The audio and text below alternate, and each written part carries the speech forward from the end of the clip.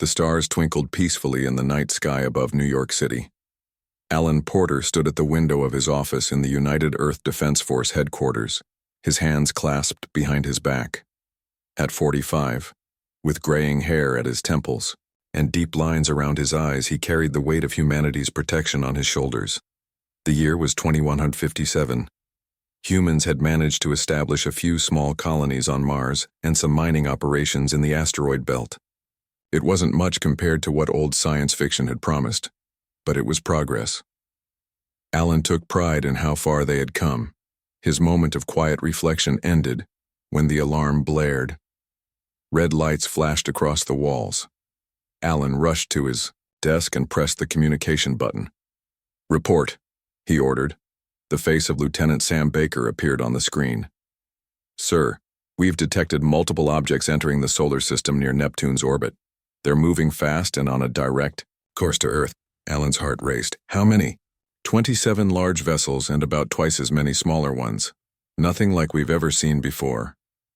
This was it. The moment humanity had both feared and anticipated for generations. First contact with alien life, and it didn't look peaceful. "Alert, all UEDF bases. I want every defense satellite and orbital platform ready. And get me the president," Alan said. Within hours, the alien fleet had moved past Mars and continued toward Earth. Their ships were sleek, with purple and silver hulls that seemed to absorb light rather than reflect it. They arranged themselves in a precise formation around Earth's orbit, clearly showing military discipline. In the White House Situation Room, President Eric Morgan sat with his advisors. The room was silent as they watched the main screen showing the alien vessels now, positioned above every major city on Earth. "They haven't fired yet," said Susan Miller, head of the newly formed diplomatic division. She was a tall woman with short brown hair and calm blue eyes that hid her inner nervousness well. "Maybe they're waiting for us to make the first move," the president said. As if on cue, all communications around the world were interrupted by a transmission. On screens everywhere, the image of a humanoid figure appeared. It had bluish-gray skin, 4 eyes arranged in a diamond pattern, and no visible nose. When it spoke, its mouth moved oddly, but the words came through in English. "People of Earth, I am Admiral Vorthak of the Craxian hegemony. Your world has been noticed by the galactic community, and we have come to offer you protection and guidance. Submit to Craxian rule, and you will be welcomed as a protectorate with all the benefits that entails. Resist, and we will be forced to demonstrate our power. You have 48 Earth hours to decide." The transmission ended, leaving humans worldwide in shock and fear. President Morgan turned to Susan. "You're up. Try to buy us time." Susan nodded and left to prepare for her role as humanity's first interstellar diplomat. Meanwhile, in a secure, underground facility beneath the Rocky Mountains, Director Grace Wright watched the situation unfold on multiple screens. The facility was one of Earth's most classified locations, known officially as Weather Monitoring Station 12. But in reality, it was the command center for humanity's greatest secret. Dr. Paul Johnson, a thin man with thick glasses and nervous habits, paced behind her. "They're here sooner than we expected," he said, biting his lower lip. "But not before we were ready," Grace replied. She was a woman in her 60s with silver hair cut in a practical bob, her face showing the determination that had made her the director of the Dreadnought program. "What do our scans tell us about their technology?" "Their ships use a form of faster-than-light travel we predicted in Theory Model 6. Weapons appear to be plasma-based. Impressive, but nothing we haven't prepared for." Grace nodded. "And what about the others?" Paul tapped on his tablet, bringing up new data on the main screen. "Our deep space sensors have detected 5 more ships holding position just beyond Pluto. Different designs from the Craxian fleet. They're not approaching, just watching." "Observers," Grace said. "The galaxy wants to see how this plays out." "Should we tell the president about the program now?" Paul asked.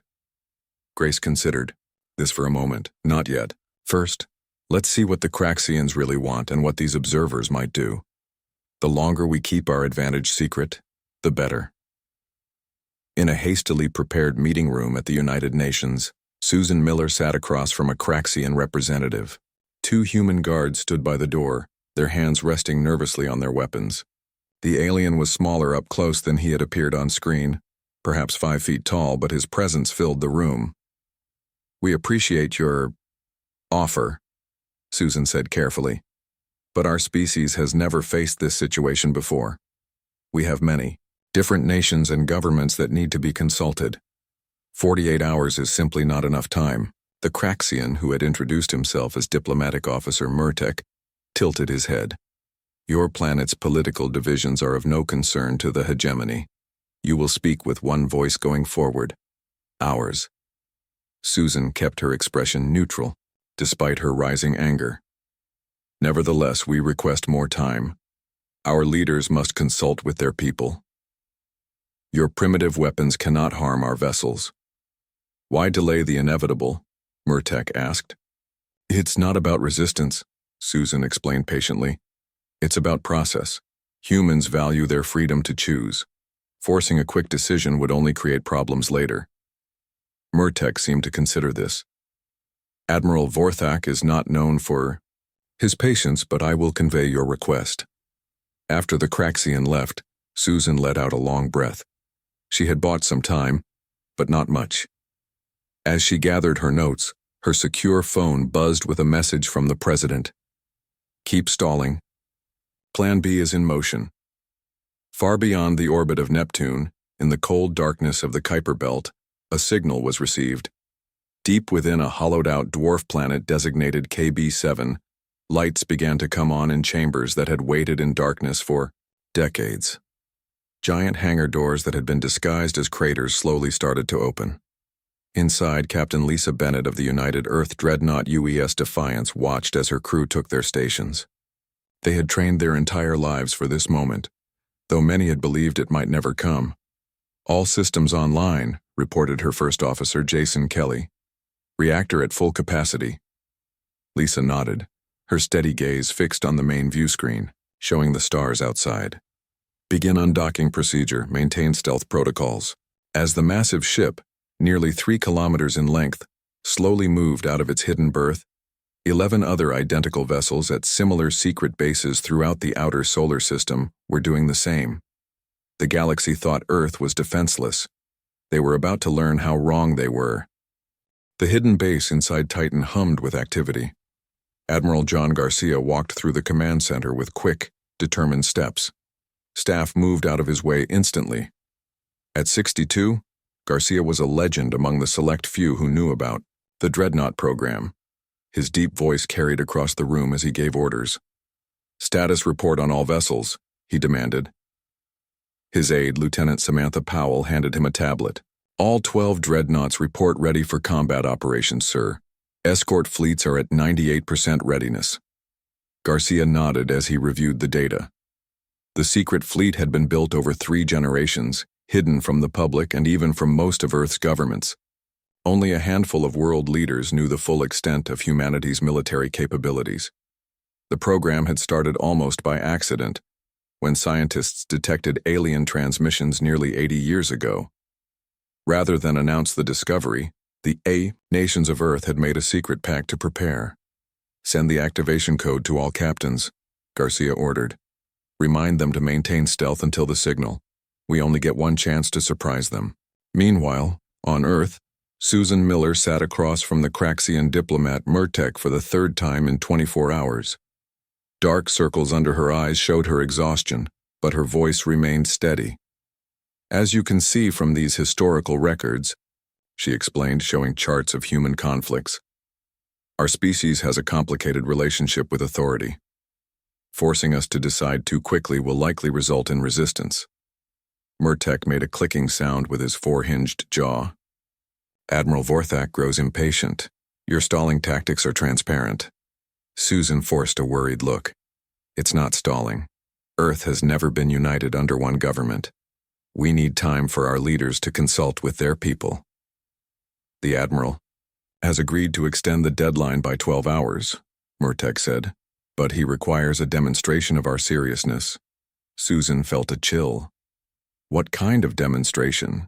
A few hours later, President Morgan and his advisors watched in horror as a Craxian ship fired a single energy beam at a small uninhabited island in the Pacific Ocean. The island simply vanished, leaving only steam rising from the water. "That island was 3 square miles," Alan Porter said quietly. "They vaporized it with a single shot from one ship." The room fell silent. The message was clear: surrender or face destruction. President Morgan turned to his chief of staff. "Contact, Director Wright. It's time." Deep in the facility beneath the Rocky Mountains, Director Grace Wright received the president's message. She turned to Dr. Paul Johnson. "Send the signal," she said, "and prepare the briefing files. The president will need to address the world soon." Paul nodded and went to a special console. He placed his hand on a scanner, typed a 16-digit code, and pressed a large red button.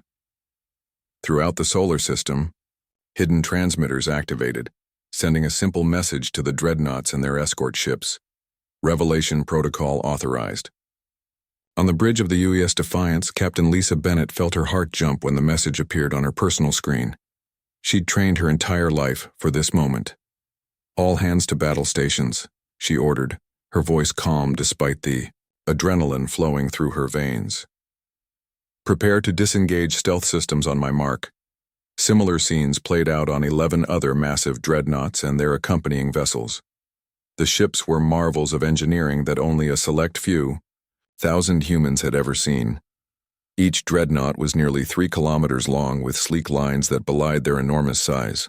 Their hulls were made of materials not yet revealed to the public, developed in secret laboratories with funding hidden in the black budgets of multiple nations.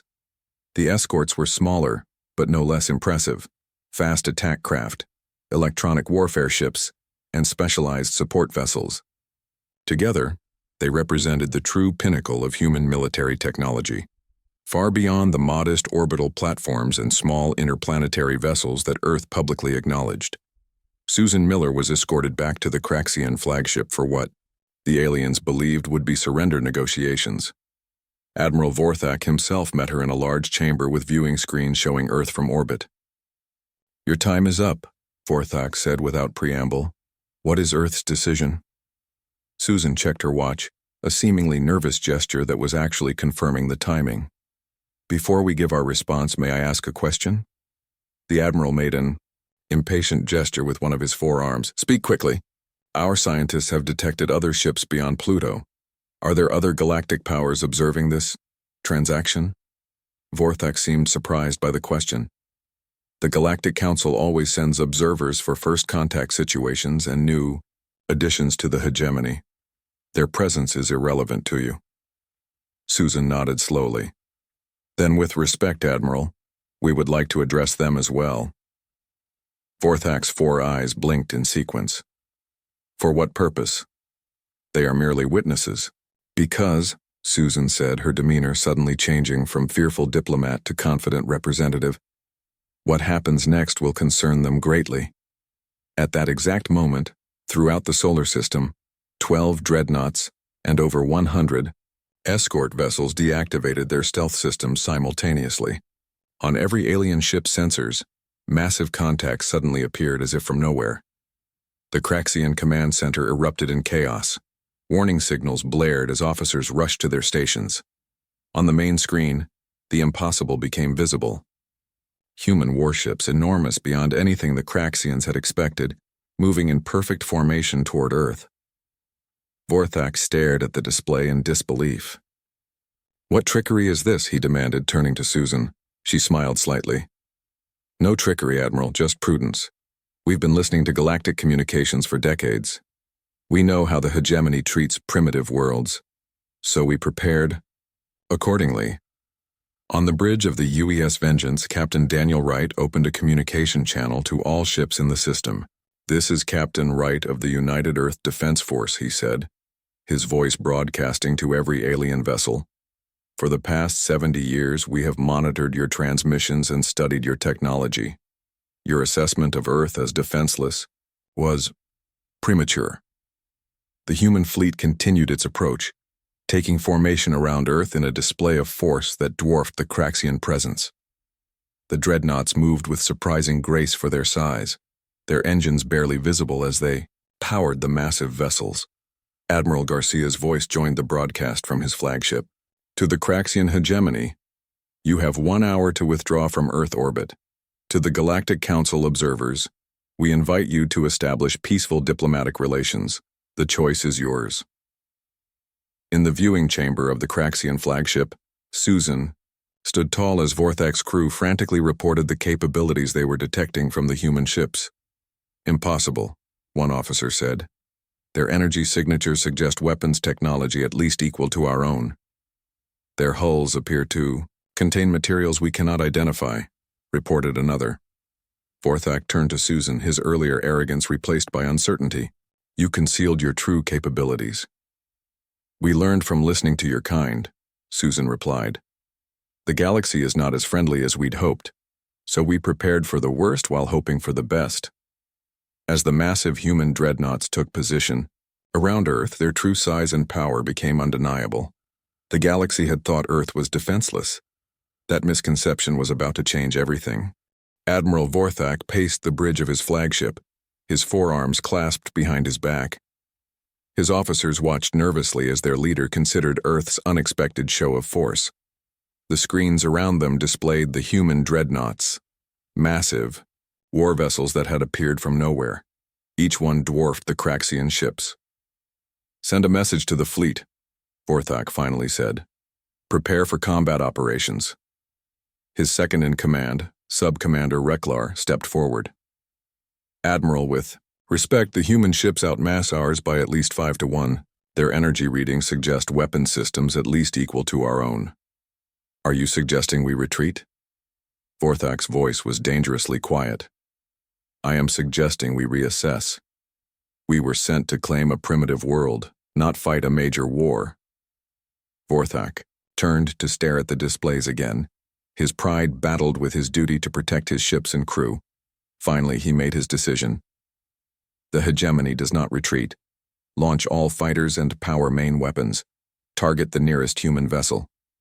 On the bridge of the UES Intrepid, Captain Ryan Martinez watched the Craxian ships closely. At 38, he was one of the youngest dreadnought captains, known for his intuitive understanding of space combat. His brown eyes narrowed as he studied the enemy movements. They're powering weapons and launching fighters, reported his tactical officer, Lieutenant Carl Evans. Commander Olivia Parks, his second-in-command, stepped closer. They're actually going to fight, Martinez nodded. They're saving face. Can't go home and tell their leaders they ran from a species that wasn't supposed to have this technology. He tapped his console. All ships defensive pattern Alpha. Let them see what we can do. Throughout the human fleet, officers relayed orders. The smaller escort ships moved into protective formations around the dreadnoughts, their engines glowing blue against the blackness of space. Susan Miller had been returned to Earth just before the Craxian decision to attack. Now she stood in the White House Situation Room with President Morgan and his advisors, watching the events unfold on large screens. I didn't think they'd actually fight, the president said. Not when faced with our fleet. Pride, Susan replied. From what we've learned about the Craxians, their military leaders cannot accept defeat without battle. It would mean disgrace. Alan Porter nodded in agreement. Our captains have orders to disable rather than destroy when possible. We want to demonstrate superiority, not start a galactic war. The first shots came from the Craxians. 3 of their cruisers fired energy weapons at the UES Intrepid. The beams of purple energy streaked across space and then seemed to curve away from the human ship, dissipating harmlessly. What just happened? President Morgan asked. Director Grace Wright, newly arrived from the Rocky Mountain facility, smiled slightly. Gravitational deflectors. The Craxians use straight-line energy weapons. Our ships create localized gravity wells that bend the energy away. The Craxian fighters, hundreds of small craft, swarmed toward the human fleet. The escort vessels moved to intercept, firing precise bursts of blue energy that disabled the alien craft without destroying them. The few fighters that made it past the escorts encountered defensive systems that seemed to predict their every move. They're using outdated targeting systems, Commander Parks noted on the Intrepid. Our countermeasures are working perfectly. Captain, Martinez nodded. Time to show them what we can do.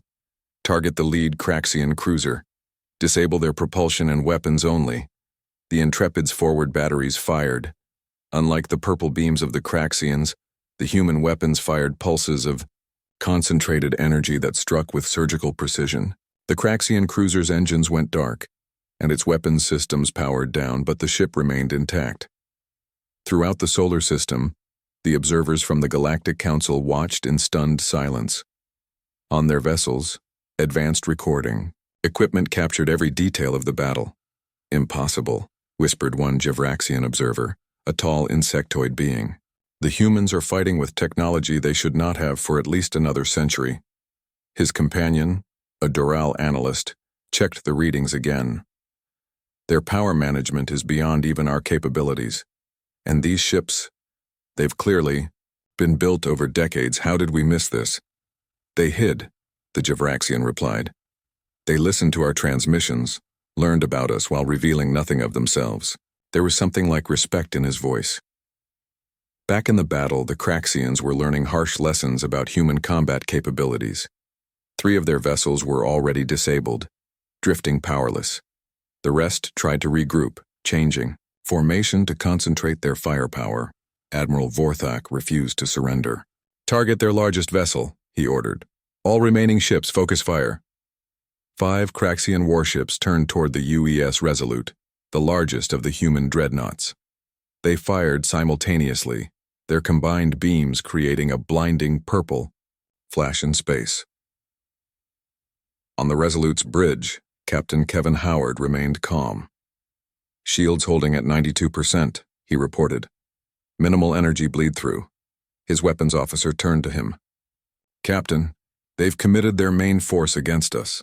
Permission to demonstrate our main cannon? Howard considered for a moment, then nodded. Approved. Target their flagship's propulsion only. The front section of the Resolute began to transform. Massive plates shifted, revealing a weapon system that ran almost the entire length of the ship. Energy gathered at its core, creating a bright white glow visible from all the observation points around Earth.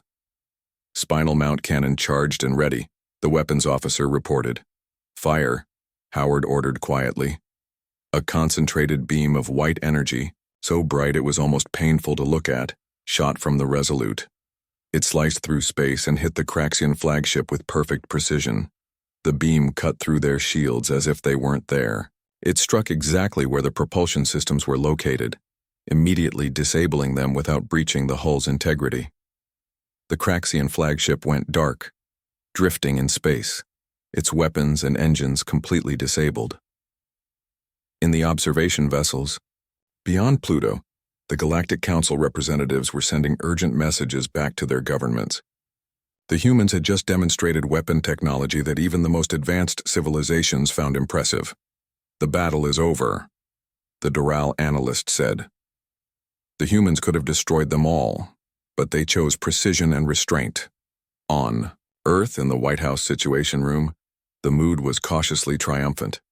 The screens showed the disabled Craxian ships drifting helplessly, while the human dreadnoughts maintained their positions.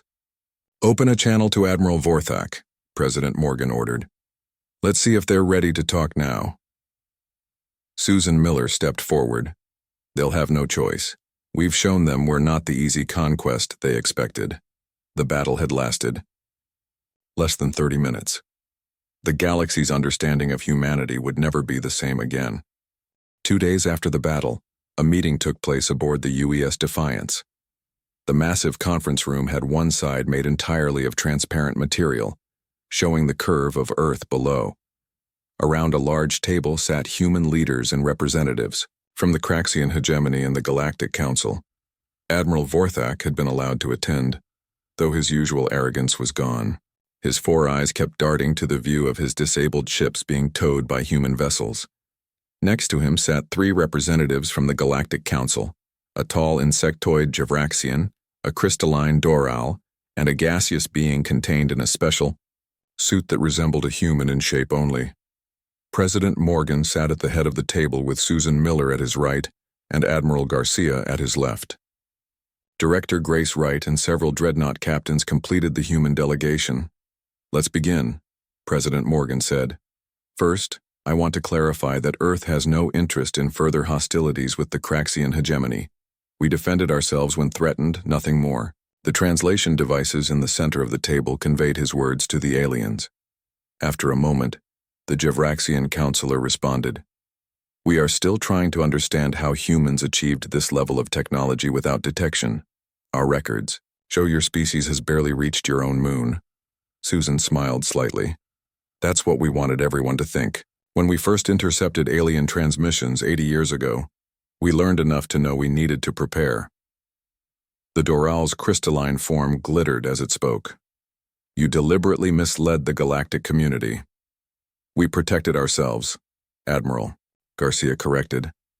"Our public space program proceeded normally while our true capabilities were developed in secret. When we realized how the galaxy treats primitive worlds, we decided not to announce ourselves until we could ensure our independence." Vorthak finally spoke, his voice subdued. "The hegemony would like to know what Earth intends to do with our disabled ships and crews." President Morgan looked directly at the Craxian. "Your crews will be returned unharmed. Your ships will be repaired sufficiently for travel and escorted to the edge of our solar system. In return, the hegemony will acknowledge Earth's sovereignty and our right to govern our own star system." The gaseous counselor's suit emitted a series of lights before the translation came through. "The Galactic Council will need to reconvene to discuss Earth's status. A species with your level of technology should have representation." "We would welcome that," Susan replied. "But understand that Earth will join as equals, not as supplicants." After the formal meeting ended, Captain Lisa Bennett gave the alien representatives a tour of the UES Defiance. The visitors tried to hide their amazement at human technology, but their body language, even the alien versions, betrayed them. In a quiet moment, the Javraxian counselor pulled Susan aside. "Your people have achieved something remarkable," it said. "But you should know that not all galactic powers will welcome a new player, especially one that has hidden its true nature." Susan nodded.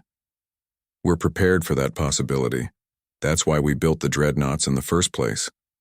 Meanwhile, in cities across Earth, humans were still adjusting to the revelations of the past few days.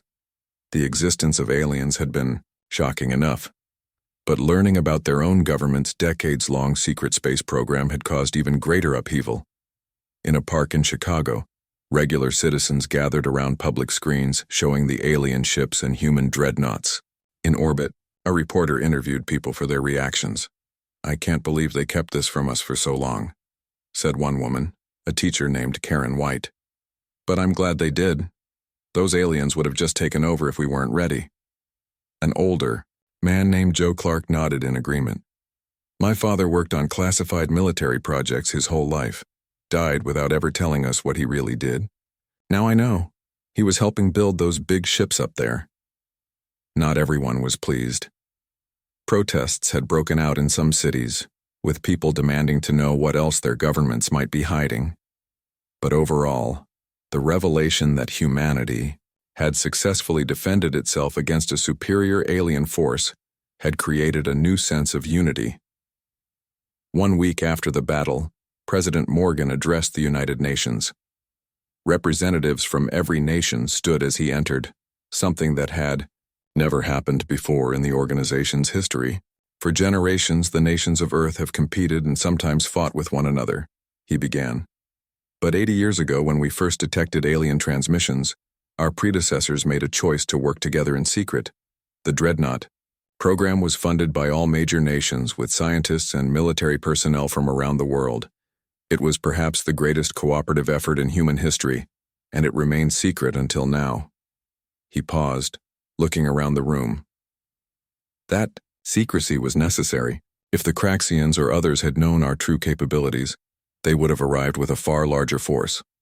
Our surprise was our greatest weapon.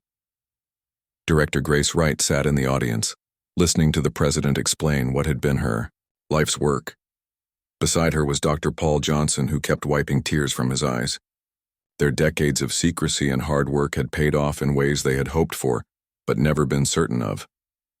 Back in space, the UES Intrepid escorted the last repaired Craxian vessels to the edge of the solar system. Captain Ryan Martinez watched from his bridge as the alien ships prepared to jump to faster-than-light travel. "Do you think they'll come back?" Commander Parks asked quietly. "Not for conquest," Martinez replied. "But they'll be back. The whole galaxy will be watching us now."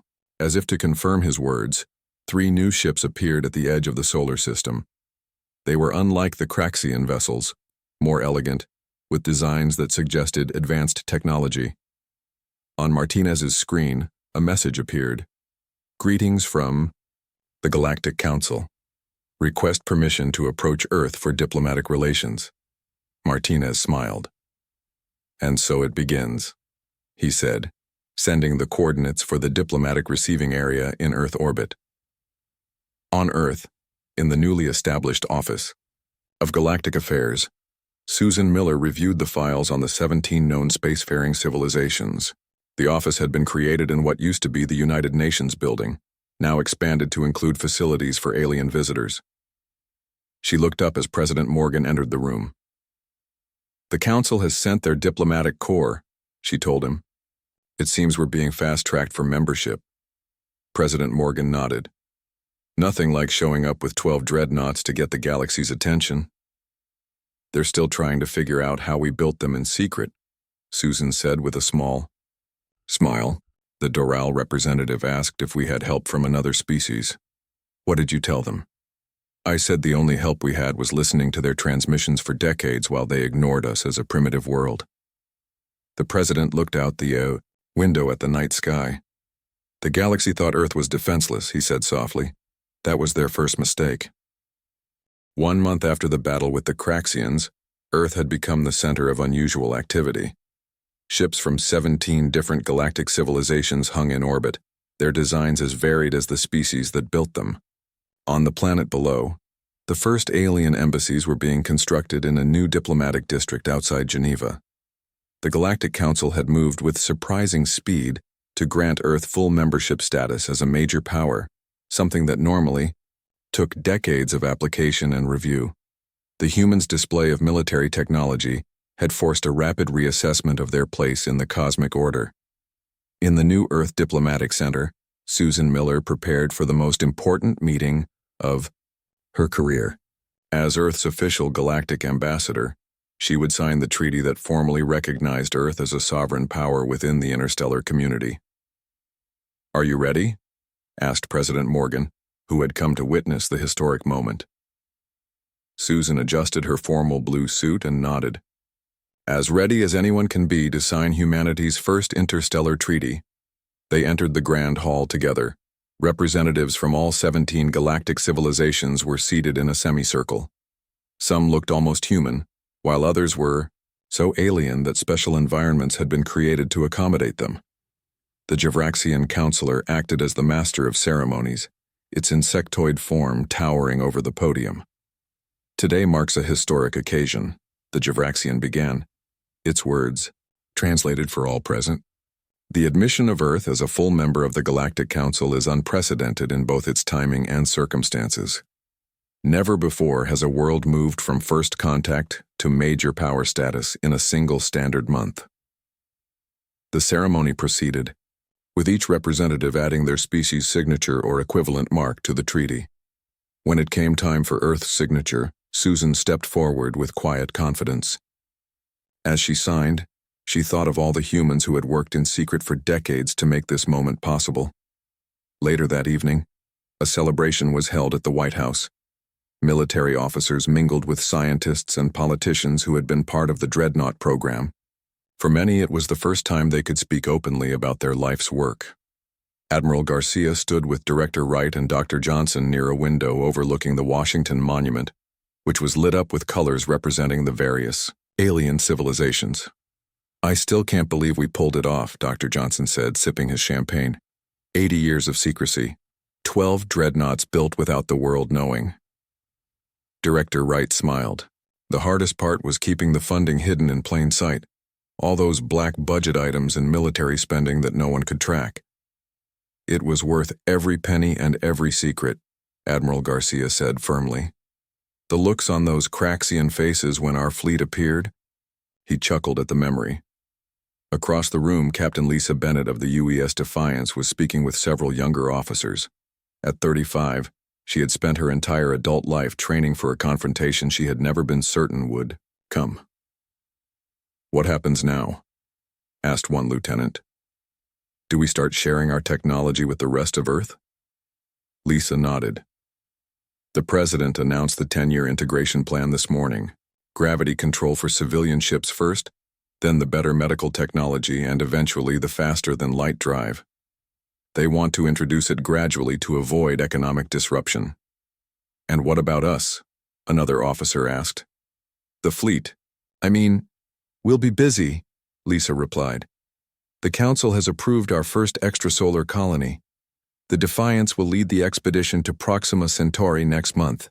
Meanwhile, in a secure conference room beneath the Pentagon, Alan Porter met with military leaders from around the world. On screens around them were designs for new vessels.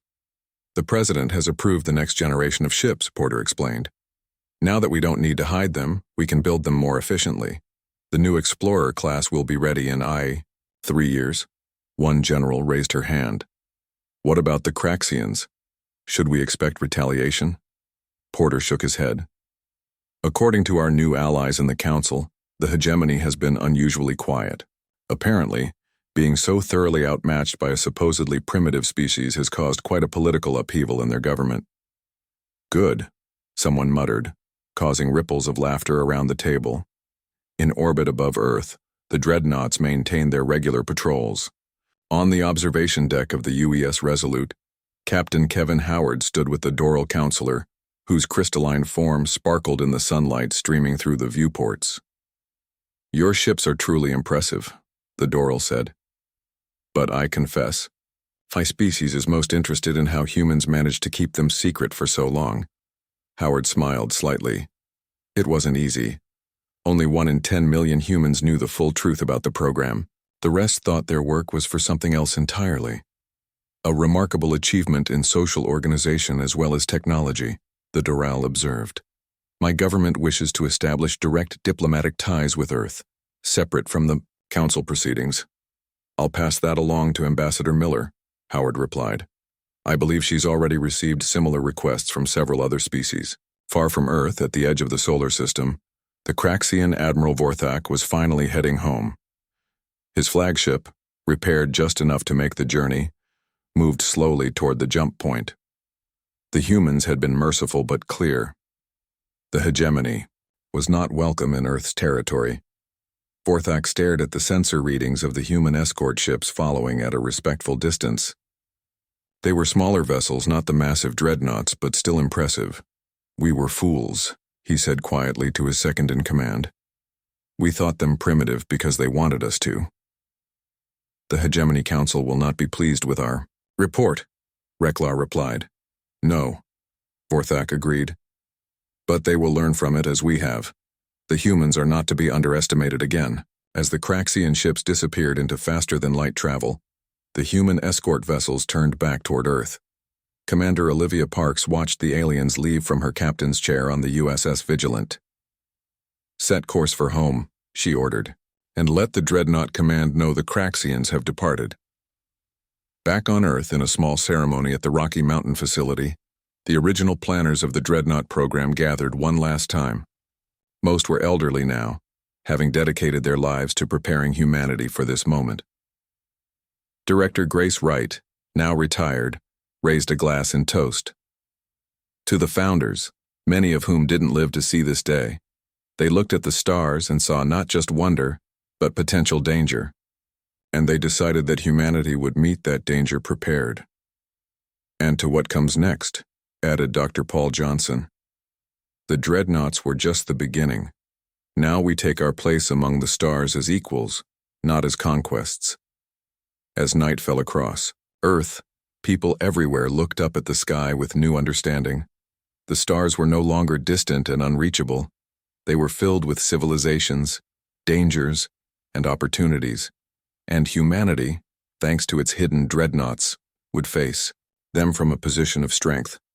The galaxy had thought Earth was defenseless. They would never make that mistake again.